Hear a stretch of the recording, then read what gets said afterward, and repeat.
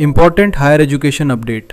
UGC equity regulations. Indian higher education का landscape तेजी से बदल रहा है। 2026 में यूजीसी ने कैंपसेस पर कास्ट बेस्ड डिस्क्रिमिनेशन को सख्ती से रोकने के लिए नए रेगुलेशंस नोटिफाई किए, लेकिन सुप्रीम कोर्ट के स्टे के बाद अभी 2012 के रेगुलेशंस ही फोर्स में हैं, जिसने स्कोप, सेफगार्ड्स और पेनल्टी पावर्स पर एक नेशनल डिबेट छेड़ दी है।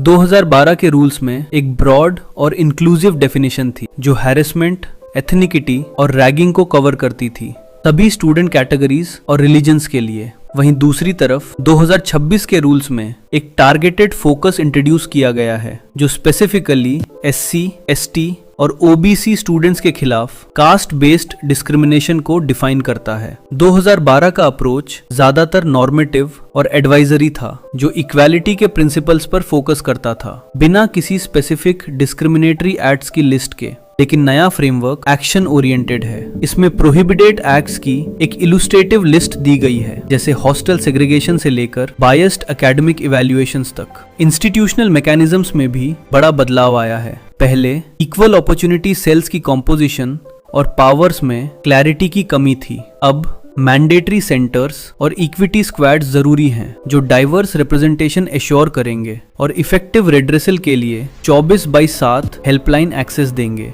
शायद सबसे बड़ा शिफ्ट एनफोर्समेंट में है। 2012 के रूल्स के तहत उन इंस्टीट्यूशंस के लिए कोई प्यूनिटिव प्रोविजंस नहीं थे जो रूल्स फॉलो नहीं करते थे, पर 2026 अकाउंटेबिलिटी लेकर आया है। नॉन कंप्लायंस पर इंस्टीट्यूशंस को यूजीसी स्कीम्स, डिग्री प्रोग्राम्स और विटैल सेंट्रल ग्रांट से बार किया जा सकता है।